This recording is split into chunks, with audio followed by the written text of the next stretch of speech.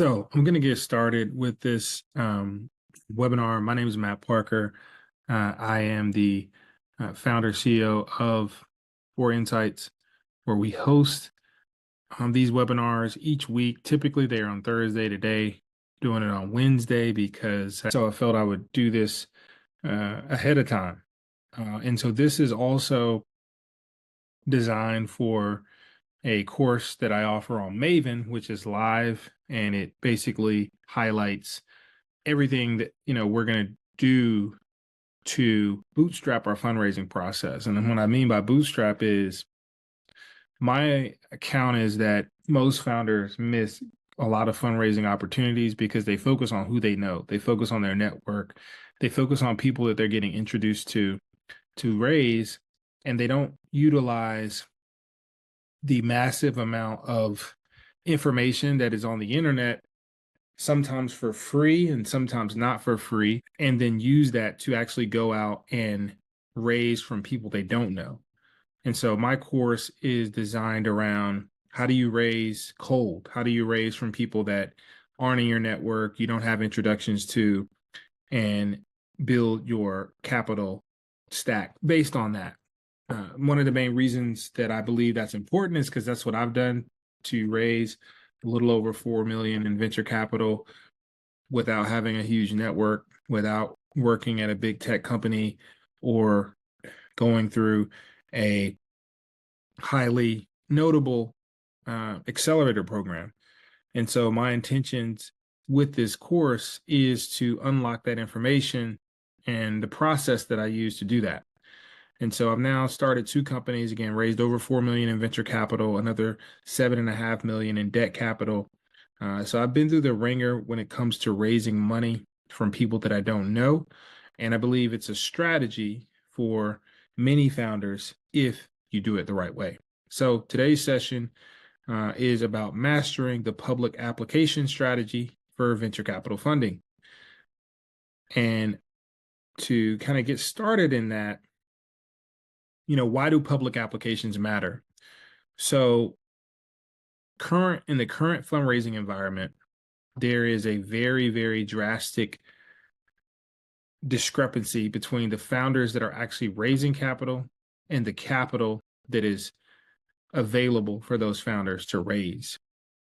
So with that being said, the primary thing you want to think about in terms of this is how do you access that capital?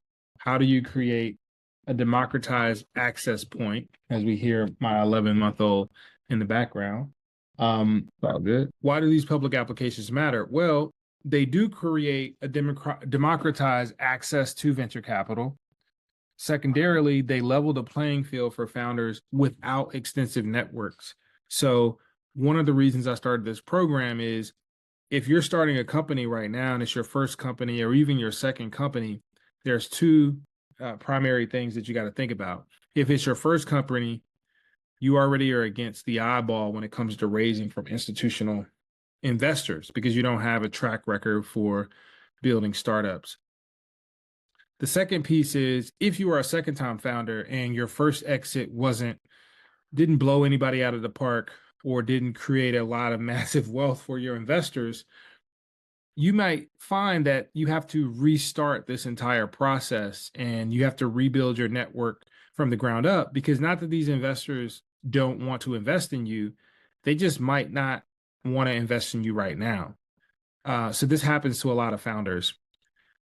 The other goal is it provides a structure and a processed approach to pitching investors. So the more data-driven you are, the better opportunity you have to get funding, or at least the better opportunity you have to get meetings, which is the first part of getting funding, is maximizing your schedule to meet with as many potential investors as possible.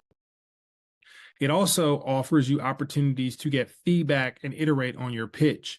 So while public applications may seem like a time suck, and again, as we get into, I don't really believe in spending all day on these applications. Spending as minimal time as you can, but it does start to create a process in how you fundraise and how various funds identify how you present your company through word.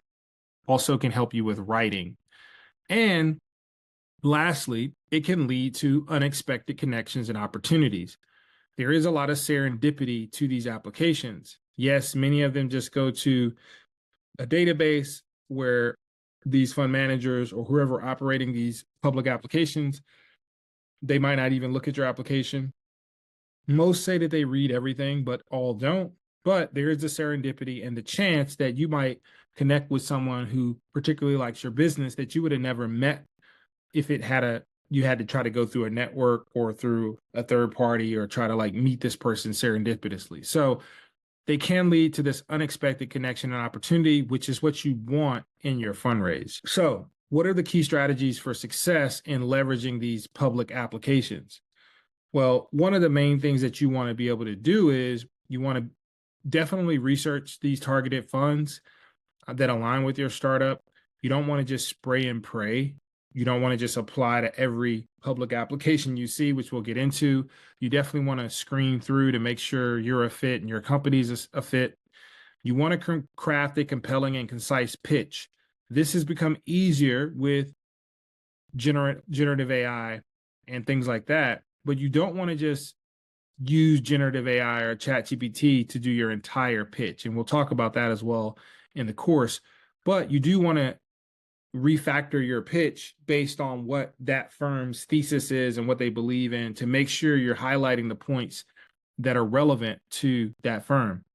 You then want to tailor your application to their specific requirements.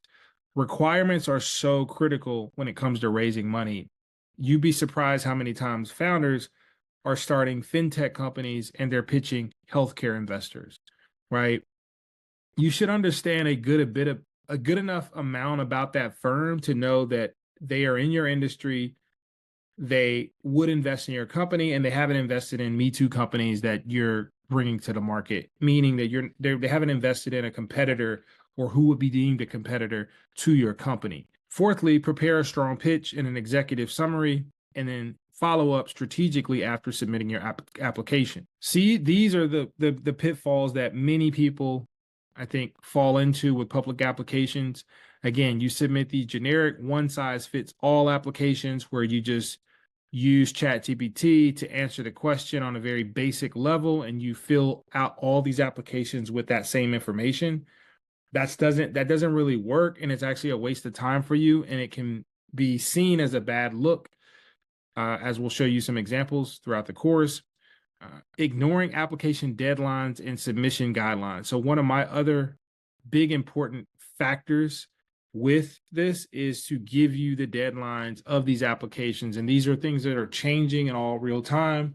There's go live dates, there's deadlines, there's extensions, there's days that you should know whether you got in.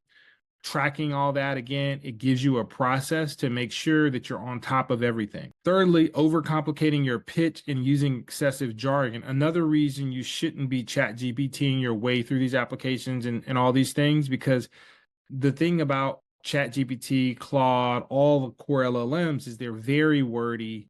And most of these applications are not designed to be very wordy. They're designed to be very straight to the point, 2 to 3 sentences, 100-word answers, get right through it. It's also helping you communicate what you do in a very succinct way through writing. So you don't want to just ChatGPT your way through these applications. Fourthly, failing to clearly articulate your unique value proposition, and that can change across these different public applications. So some firms are really into BIPOC founders, which are Black or non-white people. They want to invest in you. So you need to leverage that when you're pitching those specific firms. But if you're pitching firms that don't really care about that, you don't want to really try to lead with that and use that as a way to get in. Like if you're pitching an AI grant program, you want to really leverage why you see something different within the model to build a great AI company and why you have the experience to do that. Lastly, you don't want to neglect to showcase traction and market validation. Now, if you're a pre-seed founder, this is going to be very important that you show traction, but you're honest about where you are. If you haven't built your product, if you've only in the MVP stage, you're not making money yet, it's okay to be honest. right? You don't want to oversell yourself because, again, the first thing you want to get is a meeting with these firms. Like, that's all you can really ask. Maximizing your chances. These applications allow you to start building relationships before you need funding. So if you're even thinking about starting a company and you have some kind of idea, or you started to play around with building something, that's when you want to start to leverage these applications at the earliest phase. You also then want to leverage social media and content marketing for yourself and for your brand. And we'll talk a bit about that in the course, and how you should be doing this, generally. This is almost like table stakes now for founders, is having some form of social media presence, some form of content marketing, particularly if you're building a consumer product, but even also if you're building a business product. Uh, we'll talk about pitch competitions and accelerator programs, and how you should curate your presentation around the right pitch competitions, the right accelerator programs, also seeking feedback and mentorship, and then being persistent with each application, because you should hear back. But if you don't, that does give you the ability to want to follow up. So I've curated a list of, well, over 80 funds with public applications. I think there's about 66 actually.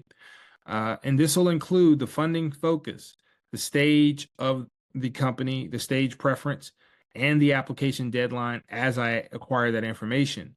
This is designed to help you save countless hours of researching this on your own. You're busy, there's a lot going on. You want to be able to at least get to the application, go through the application, and be able to check it off the box and show, okay, I applied on this date and I moved through the cycle, right? It also will give you an ability to what you're going to do when you start meeting with more institutional investors who don't have public applications. It'll provide you a roadmap and a way to track your investment outreach. And you also will get a regular update if you're a part of the course with new funds, new capital opportunities that are emerging in real time. So after this, you'll get an email with the actual list. The first task is to identify 5 to 10 of these funds that align with your startup.